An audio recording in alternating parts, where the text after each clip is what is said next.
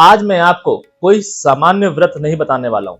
आज मैं आपको एक ऐसी बात बताने वाला हूं जिसे अगर आपने समझ ली तो आप ये सवाल पूछना बंद कर देंगे कि आपके साथ ही ऐसा क्यों होता है, क्यों आपकी ही चीजों में रुकावट आती है। वहीं अगर आपने इसे मिस कर दिया तो आपके जीवन में आप चाहे कितने ही व्रत रख लीजिए, चाहे कितने ही अनुष्ठान कर दीजिए, आपके जीवन में एक अधूरापन कभी जाएगा नहीं।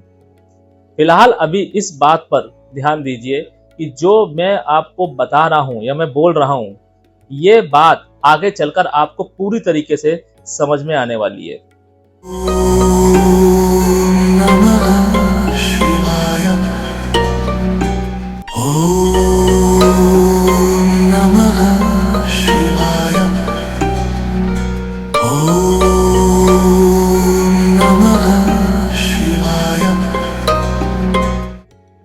हम में से ऐसे बहुत सारे लोग हैं जो एकादशी का व्रत रखते हैं, लेकिन कभी आपने ये सोचा कि एकादशी का व्रत रखने वाले जो भी लोग हैं, पहला व्रत रखने के बाद उनकी जीवन बदल जाता है। वहीं कुछ लोगों के जीवन में एक ब्लॉकेज आ जाती है, तो कहीं उनके जीवन में एक नेगेटिविटी आ जाती है, या फिर जीवन कांस्टेंट हो जाता है, ना कुछ अच्छा होता है ना कुछ बुरा होता है। क्यों ऐसा क्यों होता है, कभी आपने सोचा? तो इसका जवाब है कि हर व्रत हर इंसान के लिए नहीं होता है और हर एकादशी का व्रत एक जैसा नहीं होता है। इसीलिए सबसे पहले इन दोनों बातों को समझते हैं। क्या? जैसा कि हम सब लोग जानते हैं कि एकादशी का व्रत भगवान विष्णु को समर्पित है, और अगर इस एकादशी में आपको बहुत सारा पुण्य मिलता है, बहुत सारे पाप नाश होते हैं, और हर एक एकादशी कुछ ना कुछ रिप्रेजेंट करती है। वहीं अगर इन एकादशी में आपने जरा सी चूक कर दी तो उसका जो पॉजिटिव फल मिलने वाला है आपको, उसका नेगेटिव मिलने लगता है। दूसरी तरफ हर एकादशी हर इंसान के लिए नहीं होती है। ऐसा मैंने क्यों कहा? ऐसा इसलिए कहा कि अगर आपकी कुंडली में जुपिटर और शनि पीड़ित हैं या शनि मारक हैं, सबसे पहले आपको अपने कर्म सुधारने होंगे, क्योंकि कर्म के बिना बंधन और कर्म के बिना पूजन संभव ही नहीं है। इसीलिए अगर आपकी कुंडली में शनि खराब है तो देखना कहीं ना कहीं जुपिटर जरूर पीड़ित होगा, या अगर जुपिटर पीड़ित है तो देखिएगा कहीं कहीं आपकी कुंडली में शनि मारक या बाधक तो नहीं है, या पीड़ित तो नहीं है। ये दोनों एक साथ चलते हैं। कैसे? आप ध्यान दीजिएगा कि जिन भी जातक जातिकाओं के जीवन में शनि की महादशा आती है, उससे पहले जुपिटर की महादशा आती है, और ये जुपिटर की महादशा बहुत सारे एस्ट्रोलॉजर या बहुत सारे पंडित बोलते हैं कि ये दशा बहुत ज्यादा फेवरेबल है आपके लिए, आपका विवाह हो जाएगा, संतान हो जाएगी, ये हो जाएगा, वो हो जाएगा। मगर होता क्या है उसके विपरीत। फिर चाहे आपकी कुंडली में जुपिटर उच्च का ही होकर क्यों ना बैठा हो, अब जुपिटर अगर उच्च का है तो भी आपके जीवन में दिक्कत आएगी, और अगर नीच का है या पीड़ित है तो भी दिक्कत आएगी। ऐसा क्यों? क्योंकि जुपिटर एथिक है, और जब जुपिटर एक्टिवेट होता है तब आपको एथिक्स पर चलना है, और एथिक्स को अगर आप छोड़ेंगे तो जुपिटर खराब होगा, और जब जुपिटर खराब होगा तो इसका समाधान लेकर आएंगे शनिदेव अपनी अगली महादशा में। इसीलिए मैंने आपको बोला कि अगर जुपिटर और सैटर्न एक साथ नहीं हुए, अलाइंड नहीं हुए, तो एकादशी का फल आपको नहीं मिलेगा। इसलिए आपको यह समझना होगा। और मैं जो बात कर रहा हूं जिस एकादशी की, वो है पद्मनी एकादशी। ज्येष्ठ माह की पद्मनी एकादशी सिर्फ पाप नाश करने के लिए नहीं है, ये वो क्षण है जब आपके जीवन में आपका भाग्य पलट सकता है। ये वो क्षण है, ये वो दिन है जिस दिन आपके जीवन से सिर्फ पाप खत्म नहीं होते बल्कि भाग्य पलट जाता है। इसको समझने के लिए हम एक कहानी को समझते हैं, यानी कि इसको अगर आपको जानना है तो इस कहानी के माध्यम से आप जान सकते हैं। Welcome celestial seekers to the cosmic journey where the stars align and destinies unfold. मैं यहाँ हूं ताकि ब्रह्मांड के रहस्यों के माध्यम से आपको गाइड कर सकूं और ज्योतिष के ज्ञान से आगे का मार्ग प्रकाशित कर सकूं। प्राचीन काल में एक राजा हुआ करते थे जो बहुत ही धर्म कर्म के साथ अपना राज्य चला रहे थे, और उनके राज्य में प्रजा बहुत ज्यादा खुश भी थी। एक दिन यकायक उनके मन में भाव आता है कि उनके बाद यह राज्य कौन संभालेगा, उनकी प्रजा को कौन संभालेगा। फिर क्या था? फिर रातों की नींद उनकी हराम हो गई, उनको नींद नहीं आती, वो पूरी रात बेचैन रहा करते। उनके इस सवाल का जवाब उनको नहीं मिला। उन्होंने बहुत सारे व्रत किए, दान किए, धर्म किए, अनुष्ठान किए, लेकिन उनको इस सवाल का जवाब नहीं मिला। उनके ये बेचैनी दिन पर दिन बढ़ती जा रही थी कि उनके बाद यह राज्य संभालेगा कौन। कौन है ऐसा व्यक्ति जो उनकी प्रजा को खुश रखेगा, कौन है उनके जाने के बाद में जो उनके परिवार को खुश रखेगा, आनंदित रखेगा। अचानक से उनके राज्य में एक साधु का आगमन होता है और साधु आते ही उनसे बोलते हैं कि तुम जिस सवाल से, जिस प्रश्न से परेशान हो, वो प्रश्न बड़ा नहीं है, लेकिन ये समय आपके लिए अनुकूल नहीं है। राजा चौंक जाता है। फिर क्या था, राजा कुछ बोलने ही वाला था कि तभी वो साधु फिर बोलते हैं, अब समय आ गया है आपको अपने जीवन को एक मोड़ देने का। क्या था वो? उन्होंने उनको पद्मनी एकादशी के बारे में बताया और ये बताया कि किस तरीके से आपके मन में जो सवाल उठ रहे हैं, जिसकी वजह से आप बेचैन हैं, उसको आप किस तरीके से आपको उत्तर मिलने वाला है। ये एकादशी आपके जीवन में चमत्कार नहीं करती है, बल्कि आपके मन को टटोलती है, आपके मन के भाव को ठीक करती है। फिर क्या था, जैसा कि मैंने आपको शुरुआत में बोला कि अगर आपने ये बात समझ ली तो आपके जीवन में एक ये जो सवाल है कि आपके साथ ही ऐसा क्यों होता है, आपके ही जीवन में ब्लॉकेज क्यों आती है, ये बंद हो जाएगा। तो वो यही था। तो उन्होंने पद्मनी एकादशी का व्रत किया। व्रत करने के लिए जो भी साधु ने शर्त बोली थी, यानी कि अपने आप को समर्पित करना है श्री नारायण के श्री चरणों में, उन्होंने अपने आप को समर्पित किया, पूर्ण भाव के साथ श्री हरि को याद किया और पद्मनी एकादशी का व्रत किया। कुछ समय के बाद उनका मन जो मलिन था इस भाव को लेकर कि उनके राज्य का क्या होगा, उनका मन बदला, उनके भाव बदले और उनको वो व्यक्ति, वो क्षण आया कि जब उन्हें समझ में आया कि उनका बाद उनके राज्य का क्या होगा। तो कहने का तात्पर्य बस इतना सा है कि जब आपका मन, नियत और समय एक साथ अलाइन होंगे तभी आपका भाग्य पलट सकता है, और ये चीज सिर्फ पद्मनी एकादशी आपके जीवन में कर सकती है। एकादशी वो व्रत है जो आपको वो दे देता है जो आपके भाग्य में लिखा नहीं है, लेकिन ये आसान नहीं है। अगर आप किसी के देखी देखा एकादशी का व्रत कर रहे हैं तो ये गलत है। सबसे पहले अपनी कुंडली को एनालाइज कीजिए और ये जानिए कि क्या एकादशी का व्रत आपकी कुंडली अलाउ कर रही है। क्या वाकई आपने जुपिटर और सैटर्न को अब तक संभाल के रखा है? अगर संभाल के रखा है तब तो आप इस व्रत में जाइए, क्योंकि ये वो अंधा कुआं है जहां से आपका जीवन पॉजिटिवली बदल भी सकता है और नेगेटिवली खत्म भी हो सकता है। इसीलिए आपको यह अच्छे से समझना पड़ेगा कि आपको इस दिन किस चीजों का ध्यान रखना है, क्योंकि इस दिन अगर आपने कोई एक गलती कर दी तो आपका जीवन बर्बाद हो जाएगा। क्यों? क्योंकि श्री नारायण के जीवन में टॉलरेंस नहीं है अगर आप भक्ति कर रहे हैं। वहीं महादेव जो हर एक बड़ी से बड़ी चीजों को माफ करने का गुण रखते हैं, जबकि नारायण हमें सिखाते हैं कि कर्म और धर्म दो अलग चीजें हैं, इनका पालन आपको बहुत सोच समझ के करना चाहिए। अपने डिसीजन आपको बहुत सोच समझ के लेने हैं। हर एक चीज हर इंसान के लिए नहीं होती है, ये मैं आपको पिछले कई वीडियो में बताता आ रहा हूं। उसी तरीके से ये एकादशी, जो भी व्यक्ति साल की सभी एकादशी करते हैं या साल की कुछ एकादशी करते हैं, सबसे पहले तो ये जानिए कि क्या आप जो एकादशी का व्रत कर रहे हैं वो आप सही तरीके से कर रहे हैं। अब हम जानते हैं सही वो तरीका क्या है। पद्मनी एकादशी वाले दिन जब भी आप व्रत रखने की सोच रहे हैं तो व्रत रखने का सिर्फ और सिर्फ एक ही प्रावधान है। क्या है?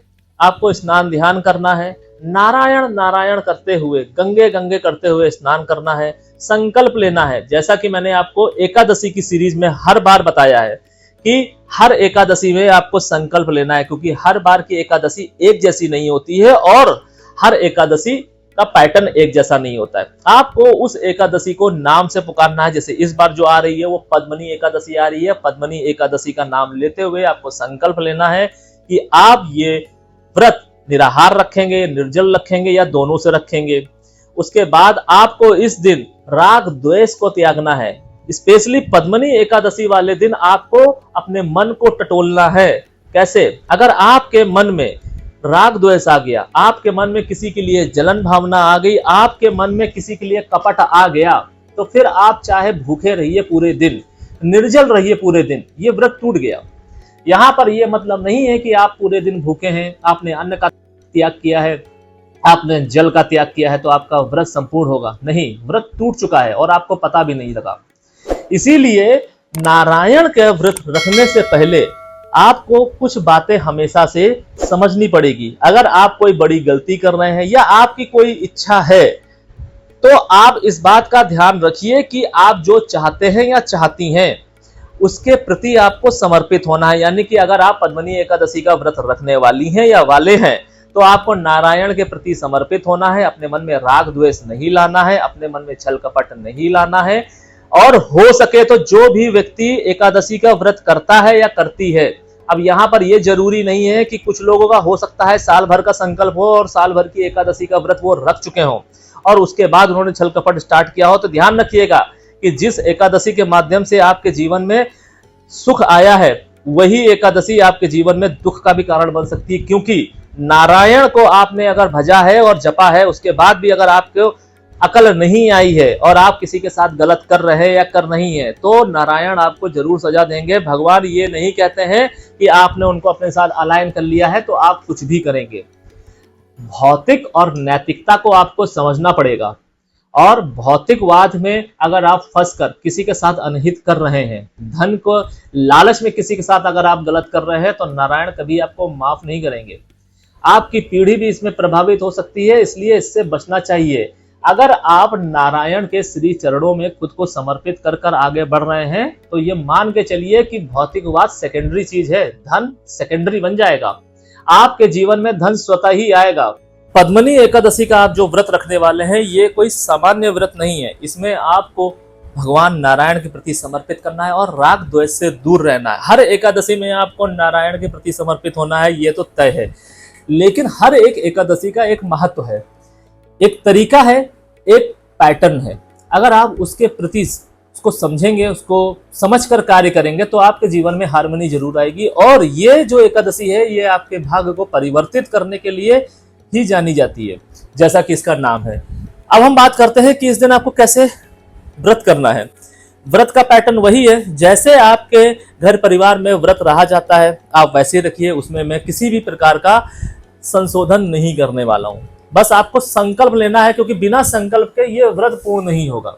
इसके बाद आपको अगले दिन पारण करना है। पारण करने के बाद अगर हो सके तो आपको कुछ ना कुछ दान करना चाहिए, बल्कि अगर आप हो सके तो गरीबों को भोज कराइए। अगर नहीं करा सकते तो दान अवश्य करना चाहिए। इसके अलावा आपको यह ध्यान रखना है कि जब भी आप नारायण के प्रति समर्पित हो आपका भाव बहुत ही ज्यादा न्यूट्रल होना चाहिए, मन में लालच नहीं होना चाहिए। और जैसा कि मैंने कहा छल कपट तो कदापि नहीं आना चाहिए, क्योंकि जिस समय आपके मन में ईर्ष्या या छल कपट आई व्रत वहीं पे टूट चुका है। और एकादशी वाले दिन किसी भी व्यक्ति को दिन में नहीं सोना चाहिए। अगर ऐसे करके अगर आप व्रत रखेंगे तो आपको पद्मनी एकादशी का पूर्ण फल मिलेगा। इसके अलावा जैसा कि मैंने अभी आपको बताया कि इस दिन आप अपने कर्मों के पैटर्न को भी तोड़ सकते हैं। मैंने आपको बताया कि मन, नियत और समय जब अलाइन होता है तभी भाग्य पलटता है। और मन, नियत और समय को अलाइन करने के लिए आपको रात्रि में जिस समय आपके घर के सभी व्यक्ति सो जाए उस समय आप उठिए और घर के किसी साफ सुथरे स्थान पर जाइए और उत्तर दिशा की ओर मुख कर कर बैठ जाइए। कोई दिया नहीं, कोई माला नहीं, कोई अगरबत्ती धूप बत्ती नहीं। हाथ जोड़कर बैठिए और महसूस कीजिए कि सामने श्री हरि हैं, श्री नारायण हैं। कोई चित्र नहीं, कोई फोटो नहीं। आपको ये एज्यूम करना है कि आगे नारायण बैठे हुए हैं। आपको एक आसन लेना है पीले कलर का नहीं है तो कुशा का आसन ले लीजिए, उस पर बैठिए और हाथ जोड़िए। मन में भाव रखिए, अपने त्रिनेत्र की तरफ फोकस कीजिए, आंखें बंद कीजिए और बोलिए कि जो मेरे लिए सही है बस वही मुझे मिले। ये बोलकर आपने अपने मन के भाव को क्लीन किया है। ये मंत्र नहीं है लेकिन मंत्र से बहुत ज्यादा बड़ा है। आप नारायण की इच्छा को स्वीकार कर रहे हैं, नारायण की इच्छा के साथ अपनी सहमति दे रहे हैं। कोई विचार नहीं, कोई भेदभाव नहीं, कोई क्वेश्चन मार्क नहीं, कोई सवाल नहीं। बस ये लाइन आपको 3 बार बोलनी है और 5 मिनट का मौन रखना है। बस हो गया। अगर आपके मन में इस दौरान किसी भी तरीके का कोई सवाल नहीं आया, आपने हरि इच्छा के साथ खुद को अलाइन कर लिया, फिर वो चाहे कुछ भी हो, आपके खिलाफ जाए या फिर आपके साथ आए, दोनों ही सूरतों में आपको इसको अपनाना ही पड़ेगा। आपने अपनी आपको हरि एनर्जी यानी कि श्री नारायण की ऊर्जा के साथ अपने आप को अलाइन करने की कोशिश की है और बस उसके बाद छोड़ दीजिए। जो भी आपके जीवन में घटने वाला है आगे उसको स्वीकार कीजिए, या अगर आपको रात्रिकालीन कोई स्वप्न आता है उसको एनालाइज कीजिए।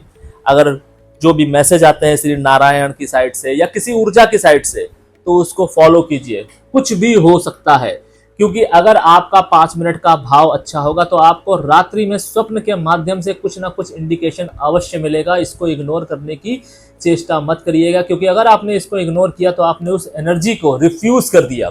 इसलिए इसको रिफ्यूज मत कीजिएगा, उस पैटर्न को समझने की कोशिश कीजिएगा और भगवान के साथ अपने आप को अलाइन कीजिएगा। अब हम बात करते हैं जो लोग इस दिन व्रत नहीं रखते हैं वो क्या करें। वो किसी न किसी व्यक्ति की मदद जरूर करें, बिना उनसे किसी भी चीज की उम्मीद लगाए। अब यह मदद आप किसी भी गरीब व्यक्ति की कर सकते हैं, परिवार के सदस्य की कर सकते हैं, या जो व्यक्ति व्रत रख रहा है या रख रही है उसकी भी कर सकते हैं। इससे भी आपके जीवन में आपके भाग्य को पलटने की कुछ ना कुछ वजह बन जाएगी, कुछ ना कुछ ऐसी योजनाएं बनेंगी जिसमें आपका भाग्य पलट सकता है। बस आपको अपने आप को प्रिपेयर रखना है।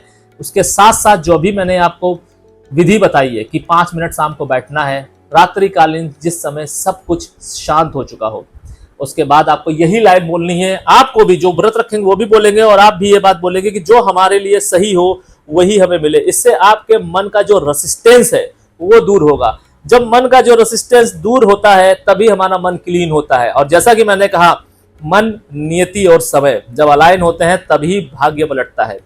आप देखिए, आपके जीवन में अगर कोई भी बड़ा चेंज आया है, चाहे वो पॉजिटिव रहा हो या नेगेटिव रहा हो, उस समय आपका मन, नियत और समय तीनों अलाइंड होंगे। आप देखिएगा कि आपके मन में कुछ ना कुछ परिवर्तन जरूर आया होगा। आप रिकॉल कीजिए, यही एक की है आपके भाग्य को परिवर्तित करने की, आपके जीवन में फॉर्च्यून को लाने की। इसलिए इसको इग्नोर मत कीजिए। इसके अलावा आप और क्या कर सकते हैं, जो भी व्यक्ति के पास धन है, जो कि जिसकी पॉकेट अलाउ करती है, उसको इस दिन जरूर मदद करनी चाहिए गरीबों की।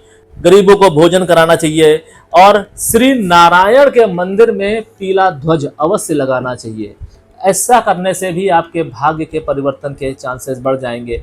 जरूरी नहीं है कि आप व्रत ही रखें, व्रत रखने का सौभाग्य हर किसी को नहीं मिलता है। और जैसा कि मैंने आपको बताया कि जुपिटर और शनि जब अलाइंड होंगे या फिर आप शनि और जुपिटर को एक साथ अलाइंड करेंगे, एक दूसरे के पूरक करके, तभी ये व्रत आपकी कुंडली में एक हार्मनी लेकर आएगा। अन्यथा ये व्रत आपके लिए प्रॉब्लम बन सकता है। इसीलिए आपको इससे बचने की आवश्यकता है। ये नहीं है कि आप कुछ भी कर रहे हैं और आप ये सोचे कि आपके जीवन में हार्मनी आ जाएगी एकादशी का व्रत रखने से, क्योंकि एकादशी का व्रत है जरूर सरल और कठिन भी है। इसलिए अगर आपके जीवन में जुपिटर और शनि की ऊर्जा अलाइंड है तो ये व्रत आपके लिए बहुत सरल, बहुत ही इजी फॉर्मेट में आपके लिए एग्जीक्यूट होगा।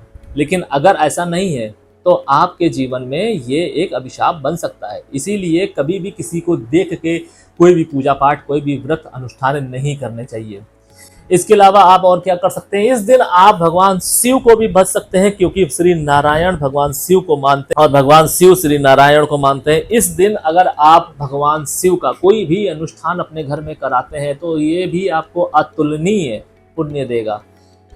अगर इस वीडियो के माध्यम से कुछ ऐसा है जो आपको समझ में नहीं आया है, या पद्मनी एकादशी से रिलेटेड आपका कोई सवाल है, या अगर आपकी कोई कामना है, या अगर आप ये जानना चाहते हैं या बहुत दिनों से कोशिश कर रहे हैं कि आप पद्मनी एकादशी या एकादशी का व्रत रखना चाहते हैं और इसको कैसे शुरू करें, या बहुत दिनों से आपके मन में भाव है मगर ऐसी ना कोई स्थिति बन रही है कि आप व्रत रख ही नहीं पा रहे हैं, या आपने रखने की कोशिश की लेकिन वो फलीभूत नहीं हुआ, या फिर अगर आप व्रत रख रहे हैं लेकिन आपके मन में सेटिस्फैक्शन नहीं है, या आप व्रत रख रहे हैं लेकिन आपके दिन बदल नहीं रहे हैं आपके जीवन में, बल्कि उसके बाद से एक स्टकनेस आ गई है, एक रुकावट आ गई है, एक भारीपन आ गया है, तो आप हमसे संपर्क कर सकते हैं। मैं आपको बताऊंगा कि ये पैटर्न आपके जीवन में क्यों है, ये पैटर्न आपको क्यों आ रहा है और ये पैटर्न आपको क्या बताना चाह रहा है। क्योंकि आपकी कुंडली में बैठे ग्रह आपको बहुत कुछ बताते हैं, उसे डिकोड कैसे करना है उसे हम बताएंगे आपको।